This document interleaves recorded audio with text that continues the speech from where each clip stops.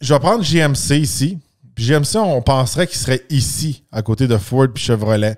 Techniquement, il a toujours été là dans le passé. Mais je pense que avec leur nouvelle stratégie de rajouter toujours du luxe, Denali Ultimate, ces choses-là, là, ils sont venus se glisser à semi-premium. Mais là, par exemple, ils ont rajouté la gamme Hummer sous la bannière GMC dernièrement. Je pense, selon moi, ils viennent se glisser juste en dessous de la marque de luxe.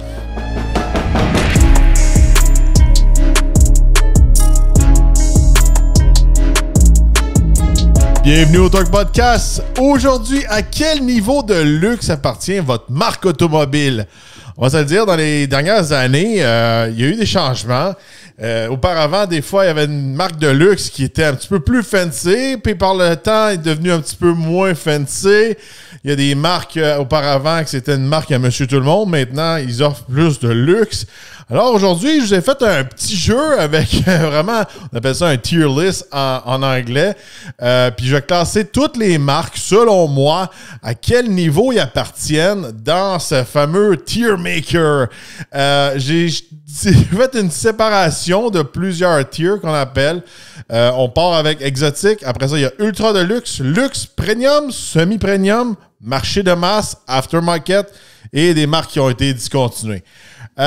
Vous allez dire, oui, il y a beaucoup de niveaux, mais je vais vous expliquer le pourquoi qu'il y a plusieurs niveaux comme ça. Je vais vous dire un peu mes feedbacks à moi, où ce que je crois que ces marques-là se situent en 2024, et aussi qu'est-ce que les manufacturiers essayent de faire aussi. Est-ce qu'ils essayent de monter, de descendre? On en parle aujourd'hui. Alors, on part tout de suite. On va y aller avec des choix simples, des choix qui sont plus faciles à situer dans la liste, juste pour vous donner une idée. On commence par Ferrari. Ça va être facile comme ça. On y va, on monte ça dans la liste. Ça s'en va exactement dans la section exotique. Par la suite, si on prend une marque comme Ford, ça s'en va exactement un petit peu plus haut ici dans le marché de masse. Fait que ça vous donne un petit peu une idée. Ferrari, c'est exotique, c'est le top of the line, c'est des voitures exotiques. Puis aussi, il faut regarder un peu qu'est-ce qu'ils offrent aux gens. Est-ce qu'ils offrent des produits juste extrêmement de luxe, juste sport, ou ils vont offrir des véhicules de masse, comme chez Ford, qu'on offre des véhicules de base à aller jusqu'à des véhicules un peu plus haut de gamme, mais quand même, on ne touche pas aux autres niveaux de ce côté-là. On reste un peu des voitures pour Monsieur Tout-le-Monde. Par la suite, on y va avec Chevrolet, on y va avec le marché de Mars avec Ford. On va faire une autre marque ici, on va y aller avec Saleen. Pourquoi j'ai fait une section aftermarket? C'est pour mettre au clair un peu. Des fois, les gens, ils comprennent pas c'est quoi une marque aftermarket. Puis des fois, ils pensent que c'est des vraies marques. Mais un vrai manufacturier, c'est une marque comme Ford, Ferrari, Chevrolet. Mais une marque comme Saleen, même s'ils produisent leurs voitures, je pourrais dire, ils ont certains modèles qui produisent eux autres mêmes. À la base, c'est des véhicules aftermarket qu'ils font. C'est des modifications de Mustang, etc., d'F-150. C'est leur pain puis leur beurre. Fait que je les mets dans la section aftermarket. Par la suite, on va en mettre une dans la section discontinuée. On met Oldsmobile. Malheureusement, Oldsmobile ne fait plus partie de la game de nos jours. On va y mettre Plymouth en même temps. Je le vois qui est là. On met Plymouth ici. Par la suite, on va aller dans une autre section. On va aller dans la section ultra de luxe. Fait que pas une surprise de ce côté-là. On va y mettre Rolls-Royce. Fait que ultra de luxe, on peut pas aller plus que ça. Puis pourquoi c'est pas dans la section exotique? Parce que Rolls-Royce, c'est vraiment le luxe, c'est la priorité de ce côté-là. C'est exotique, c'est des véhicules sport. Regardez, chez Ferrari, même leur modèle, je pourrais dire, le VUS est très, très sport. Fait que c'est ça qui fait la différence entre ça. Ça va venir plus compliqué quand on va tomber dans les luxe premium et semi-premium. C'est là-dedans que je pourrais dire que les marques viennent vraiment changer de catégorie avec le temps. Puis ils jouent là-dedans, puis on va aller en profondeur sur ce sujet aussi. Par la suite, on va y aller avec une marque ici. Oh, j'en vois des plus difficiles. On y va avec un autre aftermarket, Hennessy. Comme Saleen, Hennessy, c'est une marque aftermarket. Bon, là, on va y aller avec une marque de luxe. On y va avec Audi. Audi, elle monte directement dans la section de luxe. Juste en dessous de Rolls-Royce, c'est pas ultra de luxe, mais c'est de luxe. C'est la même chose si on y va avec Mercedes. Mercedes y va avec Audi, selon moi. Puis tu sais, il faut regarder un petit peu l'éventail qui donne ces manufacturiers-là. Oui, des fois, on peut avoir l'impression qu'une marque est de luxe, mais jusqu'à quel niveau qu'ils vont offrir des véhicules de luxe? Quand on regarde une marque comme Mercedes, on offre jusqu'à... il n'est pas là, mais tu sais, il y a les Maybach sous ça. Il y a des G-Wagon Square, des G-Wagon 6x6. Tu sais, il y a des véhicules extrêmement chers, puis des véhicules sport aussi. C'est que même si on a des véhicules un petit peu d'entrée de gamme, on y va wild. Fait que c'est pour ça qu'ils tombent vraiment dans le luxe. Puis je pense que Audi aussi, avec leur modèle RS, les R8, ces choses-là, on est haut dans dans l'échelle. Par la suite, regardez, on va en faire un facile. Il va avec Bugatti. Bugatti, ça va exactement à côté de Ferrari, dans la section exotique. Bon, je vais en faire un qui est difficile, qui peut-être qui va surprendre les gens. Regardez, je vais prendre GMC ici. Puis GMC, on penserait qu'il serait ici, à côté de Ford puis Chevrolet. Techniquement, il a toujours été là dans le passé. Mais je pense que avec leur nouvelle stratégie de rajouter toujours du luxe, Denali Ultimate, ces choses-là, là, ils sont venus se glisser à semi-premium. Mais là, par exemple, ils ont rajouté la gamme Hummer sous la bannière GMC dernièrement. Puis je pense, selon moi, ils viennent se glisser juste en dessous de la marque de luxe. Puis ils viennent vraiment dans la section premium. C'est pour ça qu'il y a une différence entre semi-premium et premium. C'est là que GMC se vient situer. Puis ça en est une des marques que, dans le passé, avec les fameux packages AT4, Denali Ultimate, Hummer, GMC a remonté vraiment dans le luxe. Puis ça, des fois, les gens ne s'en aperçoivent pas. C'est des techniques. Faut essayer les véhicules. Il faut parler aussi avec le manufacturier, qu'est-ce qu'ils veulent faire behind the scene. Puis je pense qu'au Canada, on l'a catché. Qu'est-ce que GMC veut faire? Aux États-Unis, ils n'ont pas catché encore. C'est pour ça que GMC a plus de succès au Canada qu'aux États-Unis. Bon, maintenant, il va avec une autre marque de masse. On y va avec Nissan. Il va venir se glisser tout de suite ici à côté de Ford et Chevrolet. Je ne ferai pas exactement toutes les marques qu'il y a dans la liste ici. Là. Il y a certaines marques que je suis un petit peu moins au courant, puis je ne veux pas vous décevoir, là, mais toutes les marques européennes comme Peugeot, Renault, Lancia, c'est des véhicules que j'ai été moins en contact autant avec le produit que la compagnie. Fait que je peux pas me faire mon avis sur ces véhicules-là. Puis des fois que je les vois, là, même un Citroën, ces choses-là, et des fois, je trouve que peut-être que c'est pas des véhicules de masse, peut-être qu'ils se trouveraient dans la section semi-premium, premium. Si vous venez de l'Europe, dites-moi dans quelle section elle serait selon vous. Par la suite, on va faire un difficile à regarder, qui est Volkswagen. Volkswagen a toujours été de marché de masse, OK? Fait que techniquement, il serait supposé être ici à côté de Ford, Chevrolet et Nissan.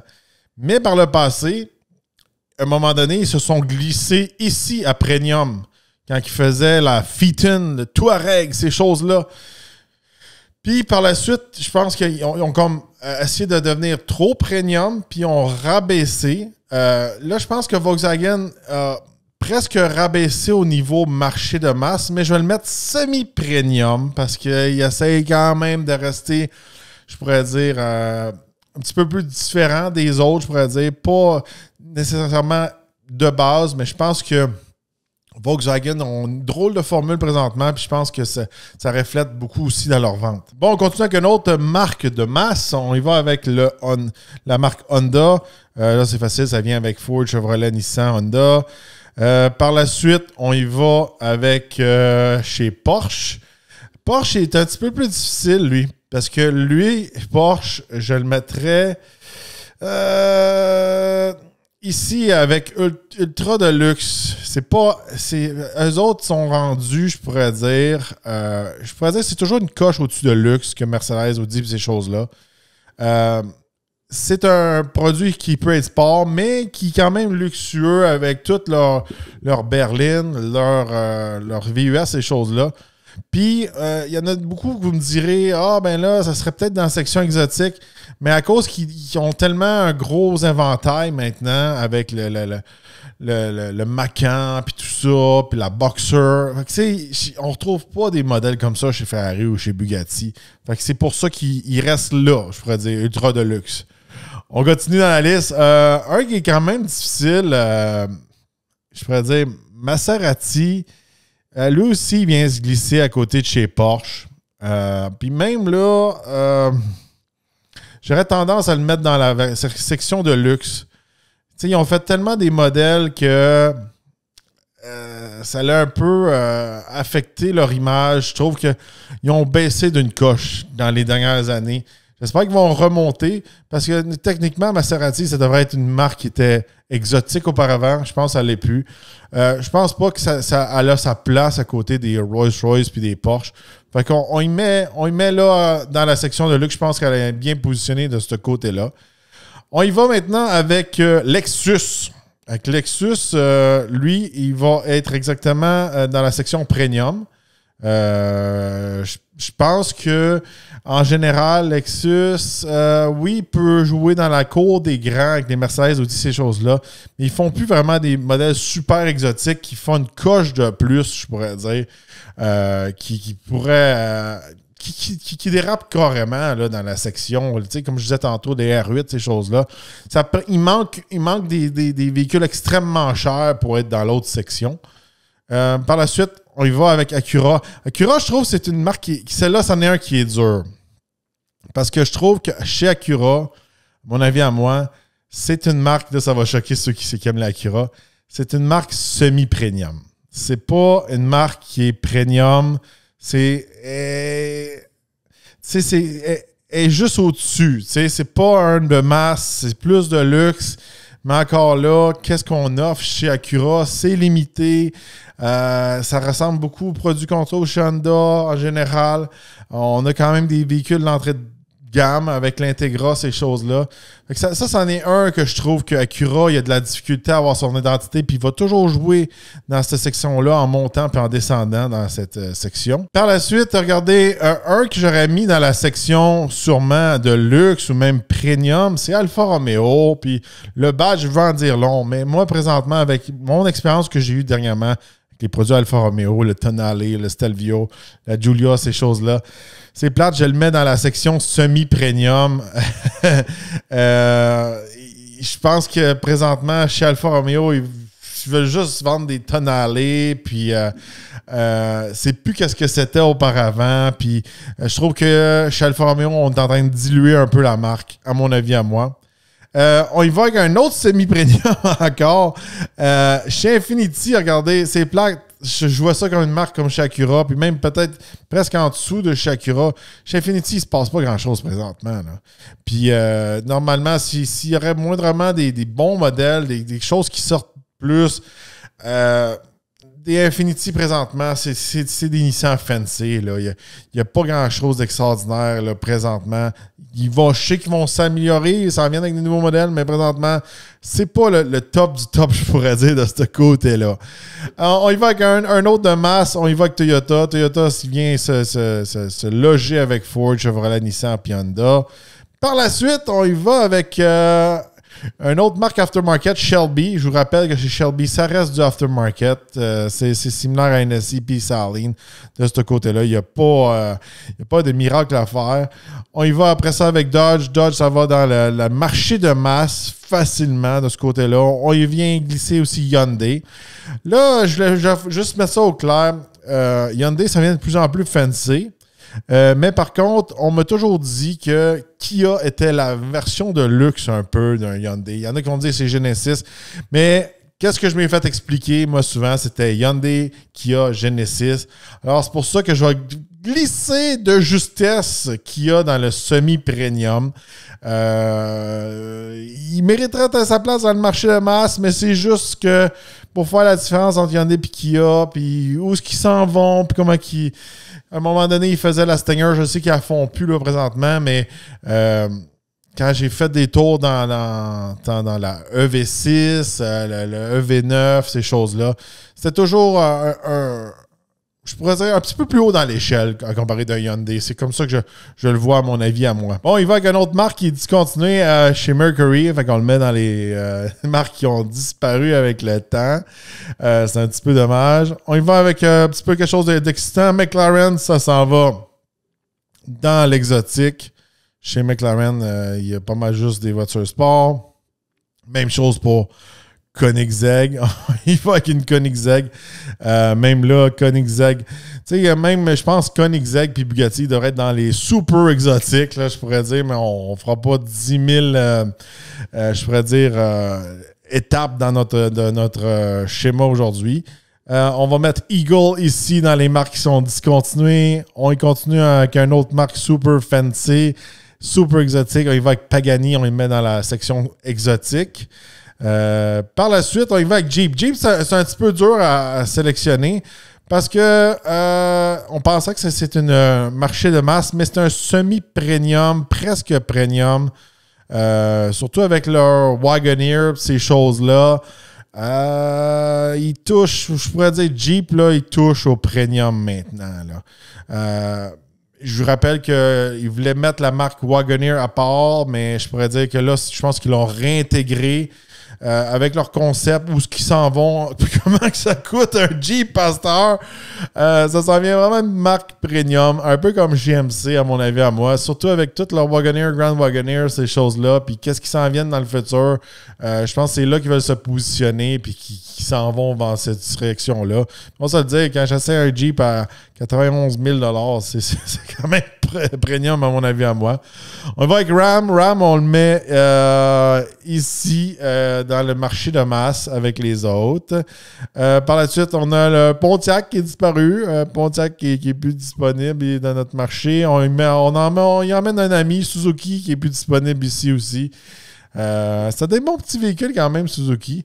On en met un autre dans le discontinué. On met les Sillons. Il y a plusieurs marques là-dedans qui sont discontinuées.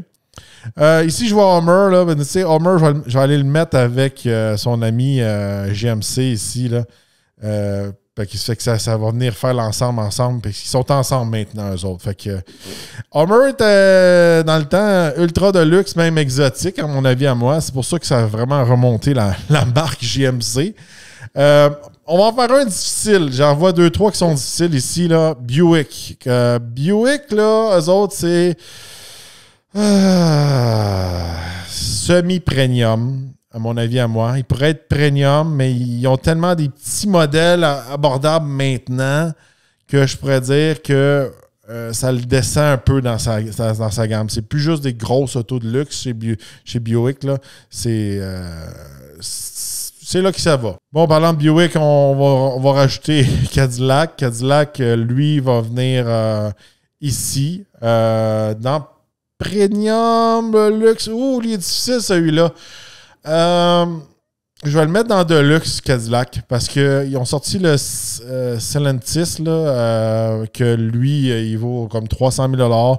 Ils ont toute leur gamme V. C'est un peu comme des AMG puis des RS chez Audi, ces choses-là. À cause qu'ils ont fait des efforts pour avoir des super modèles dernièrement, puis comment ils poussent encore plus l'escalade V, je pense qu'ils méritent leur place dans la section de luxe. On y va avec Bentley. Bentley qui va venir rejoindre Rolls-Royce ici, plus haut, dans les ultra de luxe. Facile de ce côté-là. On en fait un autre qui est facile.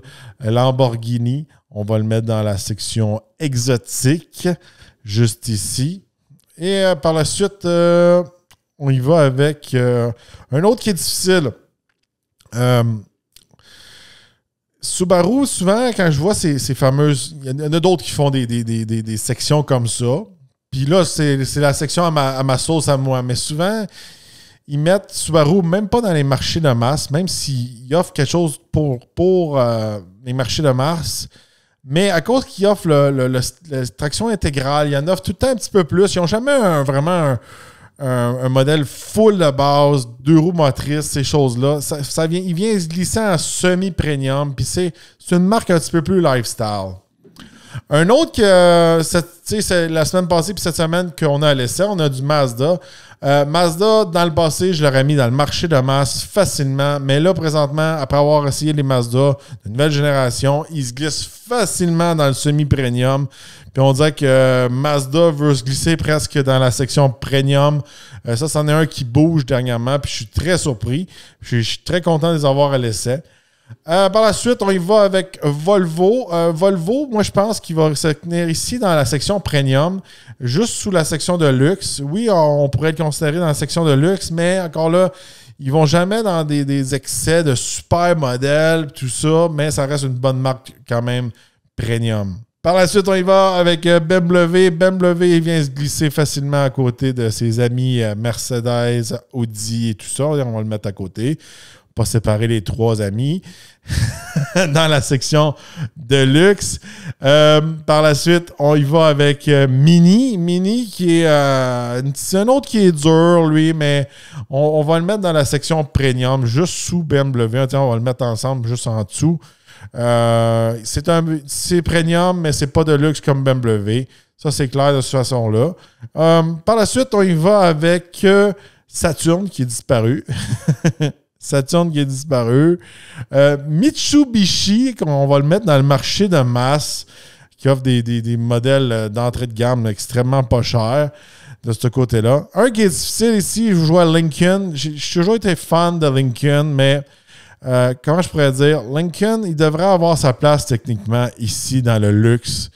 Je sais qu'ils font gros des efforts avec la technologie, ces choses-là dernièrement, mais ils n'ont pas fait d'efforts comme Cadillac à avoir une espèce de véhicule à 300 000 $, avoir une section qui est vraiment sur la performance, qu'on va retrouver chez Audi, chez Mercedes, chez BMW, chez Maserati, ces choses-là. C'est pour ça que Lincoln, il descend dans le premium, mais il serait supposé être égal à Cadillac, mais je trouve qu'ils font pas assez d'efforts là, pour être l'égal à Cadillac dernièrement. Bon, là, on en fait un difficile parce que les gens voient cette marque-là comme une marque de luxe, mais moi, c'est pas mon cas. On y va avec Tesla. Tesla, moi, je la mets vraiment dans la section premium.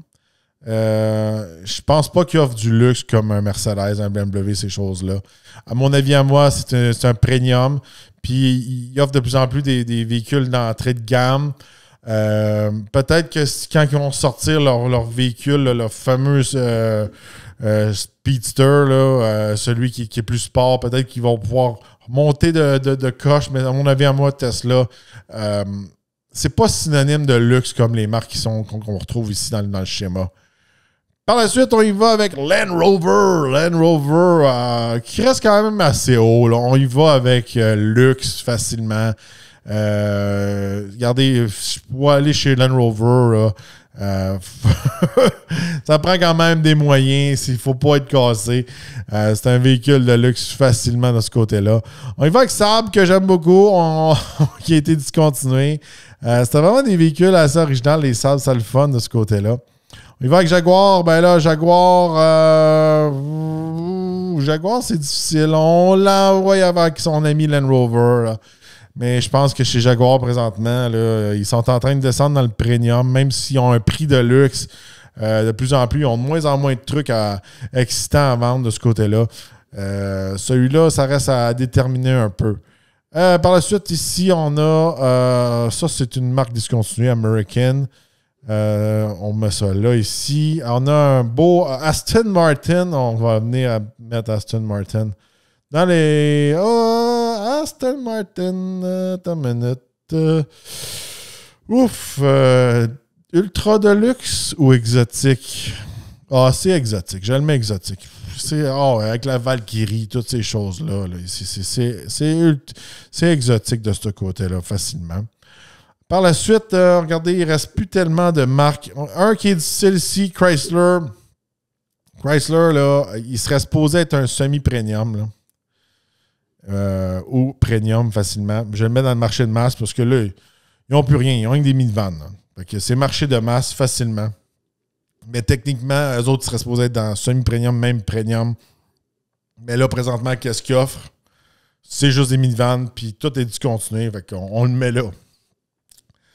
Après ça, on a plusieurs autres marques. Là, on tombe dans les marques européennes. Fiat, Citroën, ces choses-là. C'est toutes des marques que j'ai pas assez passé de temps dedans. Par la suite, ici, on a TVR. TVR, il est quasiment dans la section discontinuée. TVR, je pense que je vais le mettre dans la section Ultra Deluxe. Parce qu'il n'offre pas grand-chose de ce temps-ci. Je pense qu'il n'y a rien qu'un modèle de ce côté-là. Même chose pour Lotus. Lotus va venir se glisser avec TVR dans les Ultra Deluxe. Surtout ici, là, en Amérique du Nord, une Lotus, là, c'est très rare. Là. C'est pas quelque chose qu'on voit tous les coins de rue. Par la suite, ceux-là, je le fais pas. Citroën, Renault, Peugeot, je le fais pas. Lancia, je le fais pas. BAC, ça, c'est un monospace. Là. On peut le mettre dans les exotiques. Là. Ça, là, si je jouerais pas à Forza, je ne saurais même pas c'est quoi. Caterham, ça s'en va exactement à côté de Lotus. C'est dans le même genre, le même lifestyle. Là.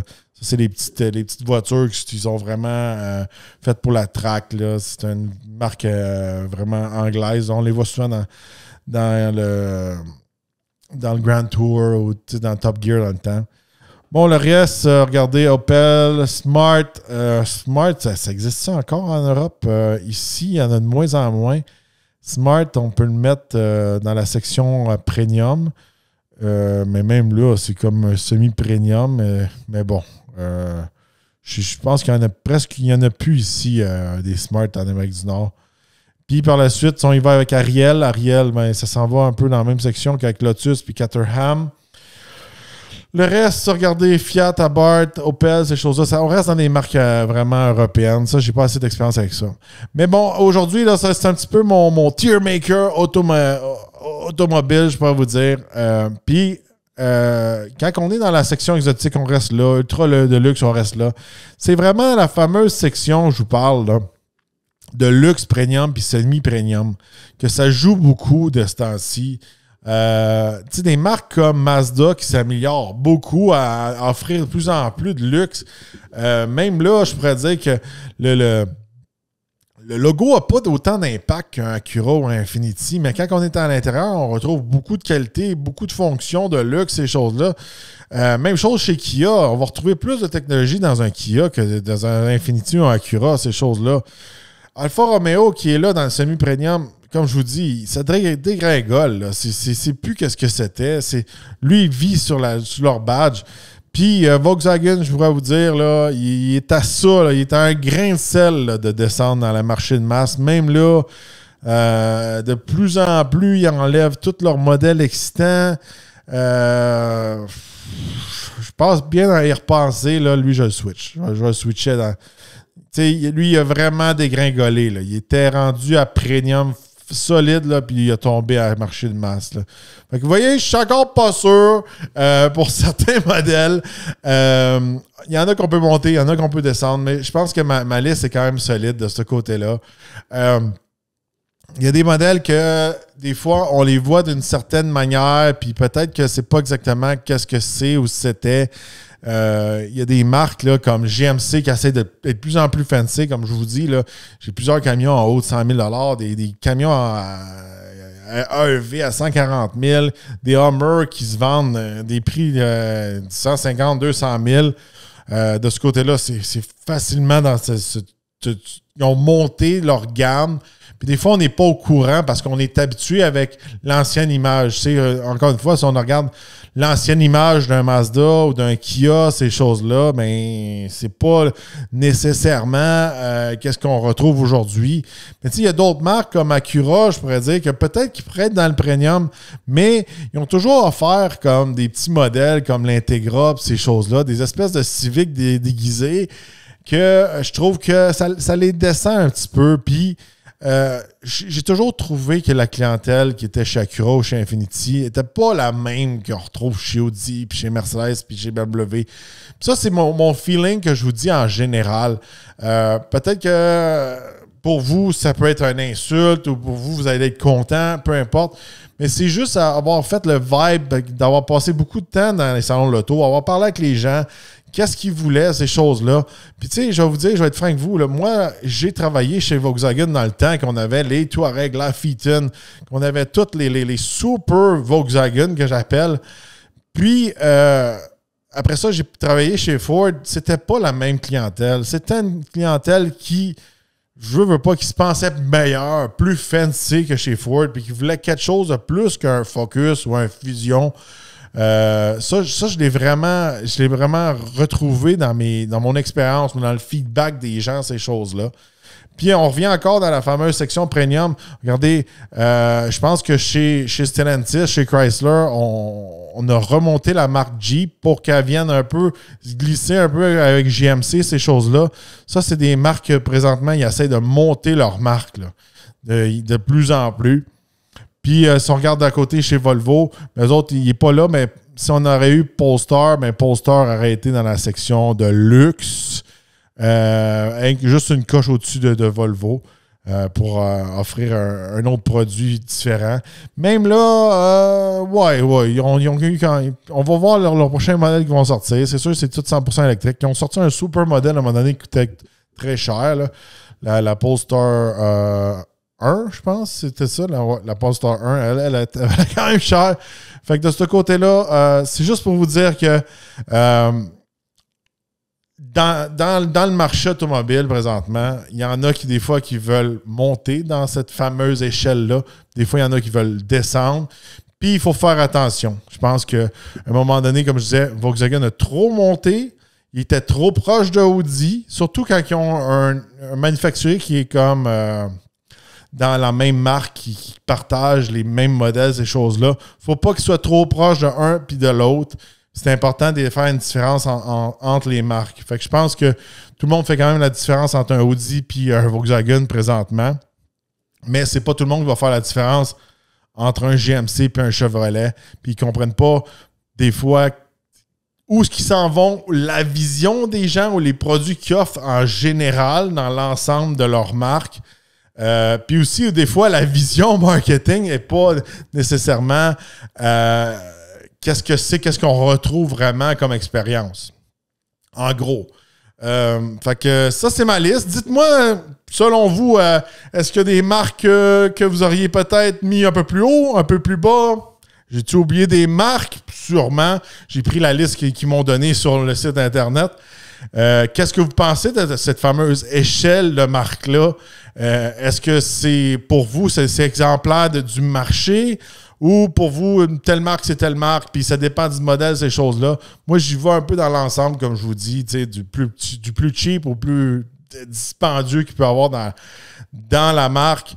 Puis qu'est-ce qui fait une marque comme ça? Puis je pourrais vous dire que c'est difficile pour le marketing, ces choses-là que je vous dis. Puis des fois, quand ils voient qu'ils ont une marque qui fonctionne bien ou une sub-brand qui fonctionne bien, c'est là qu'ils vont surfer à monter. Comme je vous dis, comme Hummer, ça va faire remonter la marque. Souvent, comme Corvette, à un moment donné, il y avait des rumeurs qu'il allait peut-être séparer le nom Corvette de Chevrolet, même si c'est blasphème pour les fans de Chevrolet. Mais la marque Corvette a tellement une valeur que là, une marque Corvette, ça viendrait peut-être se glisser dans la section de luxe ou, encore une fois, chez Ford, si on ferait une fameuse marque juste Bronco, Bronco, ça viendrait à côté de chez Jeep.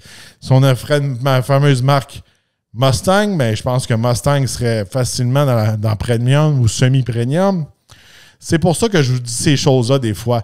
Quand il y a une marque avec un sub-brand, c'est tout du marketing un peu plus deep, là, mais c'est des choses qu'il faut comprendre. Puis, comment je peux vous dire? C'est pas parce que vous avez un logo Infiniti en avant de votre capot que c'est un véhicule qui vaut extrêmement cher puis qui appartient à un certain niveau. Et vice-versa. Peut-être que vous avez un badge qui a l'air de rien, mais il vaut plus haut. On fait un exemple. Là, Alfa Romeo, selon moi, il ne mérite pas une place dans le top 3, là, dans les big boys. Là. Ça, c'est juste mon avis. Alors, n'oubliez pas de vous abonner, liker et de partager. Et on se voit dans un prochain podcast.